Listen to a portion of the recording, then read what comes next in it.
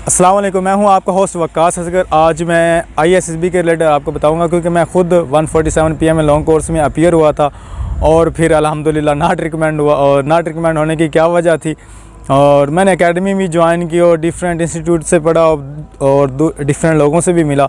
तो जो एकेडमी मैंने ज्वाइन की थी उसकी सिचुएशन थोड़ी सी बता दूंगा, लेकिन अब मैं बताता हूं कि मैं नॉट रिकमेंड क्यों हुआ। दो बेसिक रीज़न थी, दो वजूहात थी जो हाईलाइटेड थी, जिसका मुझे 100% श्योरिटी थी कि अब रिकमेंड होना तो बनता ही नहीं है।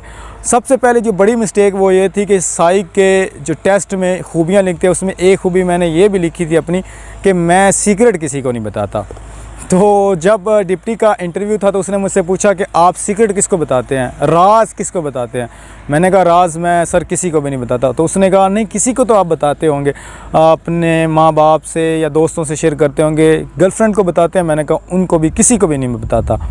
तो उसने कहा चलो ठीक है, आप मुझे कोई ऐसा सीक्रेट बता दें, कोई राज बता दें जो आज तक आपने किसी से को भी नहीं बताया, हमेशा छुपाया है। तो मैं प्रॉमिस करता हूँ मैं किसी को नहीं बताऊंगा। तो वहाँ पर मैंने खच ये मारी कि वो राज एक जनरल सा जो मेरे जहन में उस वक्त आया वो मैंने वहाँ पर बता दिया। अब यहाँ पर ये मेरा नेगेटिव इम्पैक्ट था। सीधी बात थी कि मैं अपनी बात पे कायम नहीं रहा। मैंने वहाँ पर लिखा कि मैं राज नहीं बताता, और यहाँ आकर भी मैंने कहा पहले कि मैं राज नहीं बताता, और जब उन्होंने मुझसे पूछा तो मैंने उनको राज बता दिया। यानी कि मैं झूठ बोल रहा था कि मैं किसी को नहीं बताता, ज़ाहिर है मैं फिर किसी को बताता हूँगा। और दूसरी जो बड़ी मिस्टेक हुई वो ये थी कि लेक्चरेट का टॉपिक था, उन्होंने मुझे टॉपिक दिया और मुझे समझ नहीं आया। मैंने कहा सर आप मुझे ना काइंडली दोबारा बता दें। तो सर ने कहा जाओ जाओ बाहर जाके। उसने बताया नहीं, मुझे समझ नहीं आई। और उसके बाद जब मैं बाहर गया, पता नहीं मैं क्या सोचता वहाँ पर जाके, तो आके कुछ भी 2 मिनट पता नहीं मैंने क्या बोल दिया। तो ये दो बड़ी ब्लंडर और मिस्टेक्स थी वहाँ पर। और उसके बाद मैं आपको बता दूं कि मैंने एकेडमी ज्वाइन की थी लाहौर में, द फोर्स एकेडमी। तो उसमें कोई ख़ासा मुझे फ़ायदा नहीं हुआ। फ़ायदा उठाने वालों को होता है हमेशा। तो ठीक है मैं स्टडी की, लेकिन ISSB में एक चीज़ हमेशा याद रखना, हद से ज़्यादा मेहनत करो। और हद से ज़्यादा मेहनत करने के बाद आप ये सारी चीज़ लक पे छोड़ दो। किस्मत, बग़ैर मेहनत अगर हम बात करेंगे किस्मत साथ देगी, तो बग़ैर मेहनत ये किस्मत को दोष देना, गलती तस्लीम करना, ये कोई अच्छी चीज़ नहीं है। अगर आपने मेहनत की है बहुत ज़्यादा और उसके बाद आप नाकाम हुए तो फिर आप दोष दे सकते हो किस्मत का, लेकिन अगर आपने मेहनत ही नहीं की तो किस्मत को दोष देना बुरी बात है। और उसके बाद मैंने ISSB के रिलेटेड ना तो अपना एक्सपीरियंस शेयर किया और ना ही मैंने कोई वीडियो अपलोड की। जो वहाँ पर एकेडमी में मैंने कोई वीडियोज़ बनाई थी, कोई ट्रेनिंग की, वो मैंने जस्ट अपलोड की। अच्छा, मैंने एक्सपीरियंस शेयर क्यों नहीं किया? जो सबसे मेन गलती करते हैं यहाँ पर स्टूडेंट्स ISSB के हवाले से, किसी भी एग्ज़ाम के हवाले से, वो शख्स जो नाकाम होता है वो हमेशा उसी से पूछते हैं भाई क्या, वो आपको नाकामी की वजह बता सकता है। ये बात दुरुस्त है, 100% ठीक है कि वो आपको बताएगा भाई मैं नाकाम हुआ हूँ और ये इस वजह से नाकाम है, लेकिन वो कभी भी आपको कामयाबी का राज नहीं बता सकता, क्योंकि वो खुद कामयाब नहीं हुआ। और ये यहाँ पर चैनल बने हैं और जिसने चैनल बनाया वो खुद नॉट रिकमेंड हुआ होगा, ज़ाहिर बात है। चैनल अगर कोई आप देखें वीडियोस तो ये मेक श्योर कर लें क्या वो खुद ISSB में गया है। अगर वो गया तो वो चैनल पर कैसे आ गया? अगर वो रिकमेंड हुआ तो ज़ाहिर बात है वो नॉट रिकमेंड हुआ, और जो खुद नॉट रिकमेंड हो गया वो दूसरों को क्या मोटिवेट कर सकता है, क्या सक्सेस की चीज़ें बता सकते हैं। इसलिए मैंने कोई एक्सपीरियंस शेयर नहीं किया और ना कोई वीडियो अपलोड की किस तरह करो आप कामयाब हो जाओगे। भाई मैं खुद नाकाम हुआ तो मैं दूसरों को क्या बताऊँ? तो ये मेक श्योर कर लें चीज़ें। और जो रिकमेंड हो गया उसे तो चैनल में आने की ज़रूरत नहीं है, इस तरह की कोई वीडियो अपलोड करने की कोई ज़रूरत नहीं है। तो पाकिस्तान में जो मेन ट्रेंड है वो ये है, जो खुद बंदा कामयाब नहीं होता वो मोटिवेशनल स्पीकर बन जाता है। जी इस तरह करो, जो खुद CSS नहीं कर पाता वो दूसरों को समझाता है इस तरह पढ़ो, CSS करो। तुम खुद क्यों नहीं, आप खुद CSS क्यों नहीं कर गए अगर आपने दूसरों को बताया?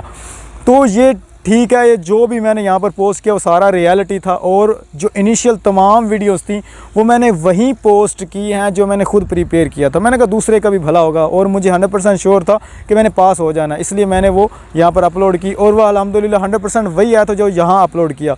और अगर आपने इनिशियल वीडियोस देखनी है और पास करना है तो 100% गारंटी देता हूँ वो देख लें। अगर वो नहीं देखनी, कोई और भी देखने अच्छी लगती है, लेकिन अगर मैं एक एज इट जनरल बात कर रहा हूँ, लेकिन ISSB के मतलब बहुत ज़्यादा मेहनत करो। एकेडमी में अगर आपको बिल्कुल भी नहीं पता तो थोड़ा सा आप गाइड ले सकते हो, लेकिन एज इट इतने मैंने 50-60 हज़ार रुपये ख़र्च किया। मेरा एक दोस्त था, उसको रेफ़र किया गया, उसका ऑपरेशन हुआ और 50 हज़ार उसके ऑपरेशन के लगे। उसके अलावा उसने एकेडमी रखी तो 1.5 लाख रुपये उसका 1-2 जो मंथ उसने पढ़ा, ठीक है, वो उसका लगा, लेकिन वो भी नॉट रिकमेंड हुआ। हालांकि वो बहुत ज़्यादा मोटिवेट था इस चीज़ के हवाले से, तो मेरा पूरा ग्रुप ही नॉट रिकमेंड हुआ। तो ये सारी रियल बातें हैं और किसी के झांसे में ना आए, ना पैसे खर्च करना ना कुछ। हाँ, अगर दिल में कुछ शक व शुबहात हैं कि यार एकेडमी रखनी चाहिए तो रखो, जो आपको अच्छा लगता है। लेकिन अगर मशवरे के तौर पर आप वीडियो देख रहे हैं तो या आप अब देख रहे हैं, तो उसके बाद मेरी लाइफ कैसे होगी। उसके बाद मैं खुद अभी यूनिवर्सिटी का स्टूडेंट हूँ और अल्हम्दुलिल्लाह और 5th सेमेस्टर में BS English gift university Gujranwala से मैं पढ़ रहा हूँ और मेरा सेंटर भी गुजरांवाला से बना था। और इस वक्त मैं गुजरांवाला में चंद खेतों पे यहाँ पर आया हूँ वीडियो शूट करने के लिए। मिनी क्राउडेड प्लेस है, यहाँ पर कोई इतना ज़्यादा शोर नहीं है।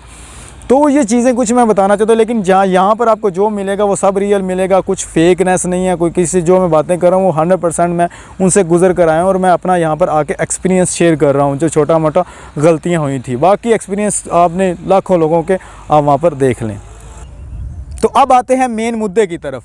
मैंने बहुत ज़्यादा कंपनीज़ में CV सबमिट करवाई, वहाँ पर जॉब्स इंटरव्यू दिए और जब मैं सेलेक्ट हो जाता तो मैं भाग जाता था। और उसके अलावा मैंने बहुत सारे स्कूलों में भी डेमो दिए और वहाँ पर CV सबमिट करवाई। जैसे मैं सिलेक्ट होता था भाग जाता, क्योंकि मैंने सिर्फ एक्सपीरियंस लेना था। और अगर आपने पूरी वीडियो में एक जगह पर भी 1% भी झूठ देखा है तो आप इस चैनल को रिपोर्ट कर दें, अनसब्सक्राइब कर दें। बंदा ये गलत कंटेंट फैला रहा है और ये झूठ बोल रहा है। अगर ये बातें सही लगती हैं, ये रियलिटी बेस्ड हैं, तो आप चैनल को सब्सक्राइब कर दें।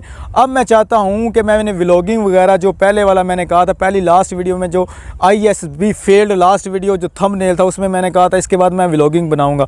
लेकिन अब मैंने ये सारा माइंड चेंज कर दिया। मैं एक स्टूडेंट हूँ। मैं चाहता हूँ कि जो मेरा इंटरव्यू का एक्सपीरियंस है वो मैं अपने दोस्तों के साथ मिल के उनको स्क्रिप्टेड इंटरव्यू प्रैक्टिकली परफॉर्म करूं, और ताकि रियल को मैं एक मंजर आम पर पर्दे पर पेश कर सकूं। तो आज के बाद जो इस पर वीडियोस होंगी ISSB के रिलेटेड भी, और जो भी वो सारा कुछ प्रैक्टिकली परफॉर्म किया जाएगा, उसमें सारी रियलिटी बेस्ड बातें होंगी। चाहे तलख हो, चाहे जो मर्ज़ी कर ले कोई, लेकिन हर चीज़ यहाँ पर सच्ची और खरी।